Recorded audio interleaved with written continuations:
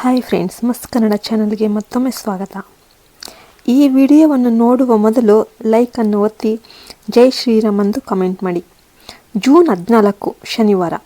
ಈ ದಿನ ಜ್ಯೇಷ್ಠ ಮಾಸದ ಸಂಕಟಹರ ಚತುರ್ಥಿ ಬಂದಿದೆ. ಈ ದಿನವು ಅತ್ಯಂತ ಶಕ್ತಿಯುತವಾದ ದಿನವಾಗಿದೆ. ಈ ದಿನ ಗಣಪತಿಯನ್ನು ಪೂಜಿಸಿದರೆ ಎಲ್ಲ ಕಷ್ಟಗಳು ತಕ್ಷಣ ದೂರವಾಗುತ್ತವೆ ಎಂಬ ನಂಬಿಕೆ ಇದೆ. ಈ ವಿಡಿಯೋದಲ್ಲಿ ಈ ಪೂಜೆಯನ್ನು ಹೇಗೆ ಮಾಡಬೇಕು ಎಂಬುದನ್ನು ತಿಳಿದುಕೊಳ್ಳೋಣ.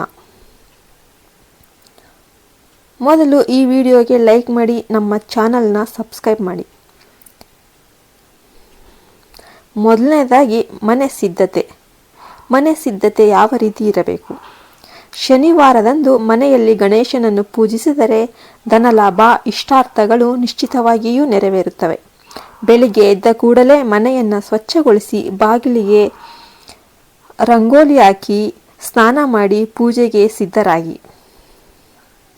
ಪೂಜಾ ಕೋಣೆಯಲ್ಲಿ ರಂಗೋಲಿ ಹಾಕಿ ಅಕ್ಷತೆಗಳನ್ನು ತಯಾರಿಸಿ. ಇನ್ನು ಪೂಜಾ ವಿಧಾನ ಹೇಗೆಂದರೆ ಹಂತ ಹಂತವಾಗಿ. ಕೆಂಪು ಹೂವಿನಿಂದ ಗಣೇಶನನ್ನು ಅಲಂಕರಿಸಿ. ಗೋವಿನ ತುಪ್ಪ ಅಥವಾ ಎಳ್ಳೆಣ್ಣೆಯಿಂದ 5 ಬತ್ತಿಗಳ ದೀಪ ಹಚ್ಚಿ. ಗಣೇಶನ ಚಿತ್ರ ಅಥವಾ ವಿಗ್ರಹದ ಮುಂದೆ ಕೆಂಪು ಬಟ್ಟೆಯಲ್ಲಿ 3 ಮುಷ್ಟಿ ಅಕ್ಕಿ, 2 ವೀಳ್ಯದೆಲೆ, 2 ಒಣ ಖರ್ಜೂರ ಮತ್ತು 11 ರೂಪಾಯಿ ನೋಟು ಇಡಿ. ಈ ಬಟ್ಟೆಯಿಂದ ಗಣಪತಿಗೆ ಮುಡುಪು ಕಟ್ಟಬೇಕು. ಇನ್ನು ಮಂತ್ರ ಮತ್ತು ನೈವೇದ್ಯ. ಮುಡುಪು ಕಟ್ಟುತ್ತಿರುವಾಗ ನಿಮ್ಮ ಇಚ್ಛೆಗಳನ್ನು ಮನಸ್ಸಿನಲ್ಲಿ ಗಣಪತಿಗೆ ಹೇಳಿಕೊಳ್ಳಿ. ಓಂ ಗಂ ಗಣಪತಿಯೇ ನಮಃ ಈ ಮಂತ್ರವನ್ನು 108 ಬಾರಿ ಪಠಿಸಿ. ನೈವೇದ್ಯವಾಗಿ ಬಾಳೆಹಣ್ಣು ಅಥವಾ ಬೆಲ್ಲದ ತುಂಡನ್ನು ಅರ್ಪಿಸಬಹುದು.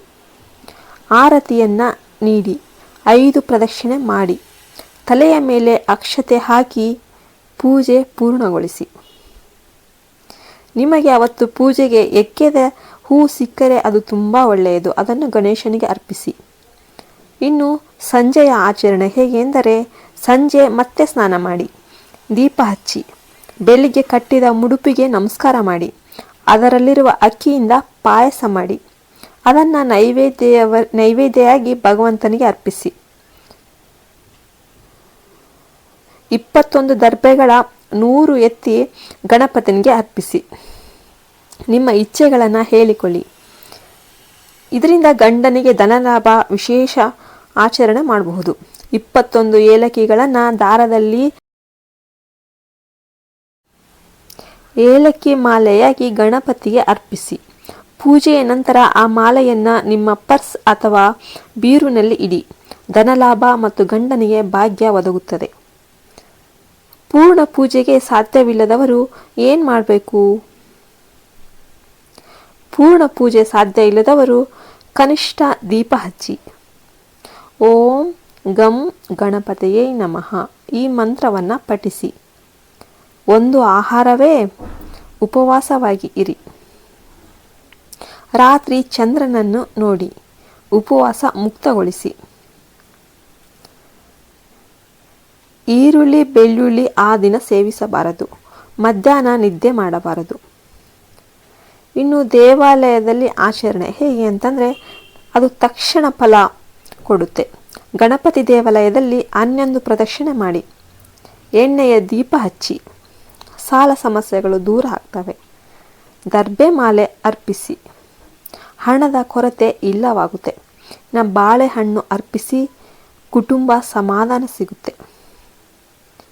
ಅಷ್ಟದರಿದ್ರತೆಗೆ ನಿವಾರಣೆಗೆ 1 ನಿಂಬೆಹಣ್ಣು ಕೆಂಪು ಬಟ್ಟೆಯಲ್ಲಿ ಕಟ್ಟಿಕೊಂಡು ಮನೆಯ ಬಾಗಿಲಿಗೆ ಕಟ್ಟಿರಿ.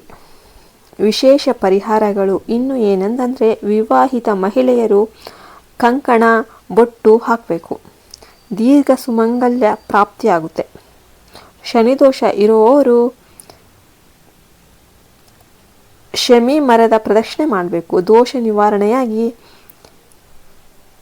ವಿಷ್ಣುವಿನ ಸಂಪೂರ್ಣ ಅನುಗ್ರಹ ನಿಮಗೆ ಸಿಗುತ್ತೆ.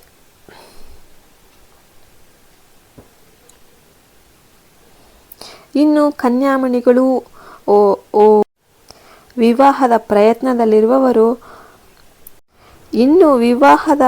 ಪ್ರಯತ್ನದಲ್ಲಿರುವವರು ಅರಿಶಿನ ನೀರನ್ನು ಎರೆಯಿರಿ. ಉದ್ಯೋಗಕ್ಕಾಗಿ ಕಾಯ್ತಾ ಇರುವವರು ಗೋಮಾತೆಗೆ ಆಹಾರ ತಿನ್ನಿಸಿರಿ. ಬಡವರಿಗೆ ದಾನ ಮಾಡಿ. ಕೋಟಿ ಪುಣ್ಯ ನಿಮಗೆ ಬರುತ್ತೆ. ಈ ರೀತಿ ಸಂಕಷ್ಟಹರ ಚತುರ್ಥಿಯಲ್ಲಿ ಪೂಜೆ ಮಾಡಿ ಗಣಪತಿಯ ಅನುಗ್ರಹವನ್ನು ಪಡೆದುಕೊಳ್ಳಿ. ಈ ವಿಡಿಯೋ ನಿಮಗೆ ಉಪಯುಕ್ತ ಆಯಿತು ಅಂತ ನಾನು ಭಾವಿಸುತ್ತೇನೆ. ಉಪಯುಕ್ತ ಅನಿಸಿದರೆ ದಯವಿಟ್ಟು ಒಂದು ಲೈಕ್ ಮಾಡಿ. ನಮ್ಮ ಚಾನಲ್ಗೆ ಫಸ್ಟ್ ಟೈಮ್ ನೋಡ್ತಿರೋದು ಸಬ್ಸ್ಕ್ರೈಬ್ ಮಾಡ್ಕೊಳ್ಳಿ. ಪಕ್ಕದಲ್ಲಿರುವ ಬೆಲ್ ಐಕನ್ನ ಪ್ರೆಸ್ ಮಾಡಿ. ನಿಮ್ಮ ಫ್ರೆಂಡ್ಸ್ಗೆ, ನಿಮ್ಮ ಕುಟುಂಬದವರಿಗೆ ಶೇರ್ ಮಾಡಿ. ಜೈ ಹಿಂದ್, ಜೈ ಭಾರತ್ ಮಾತೆ.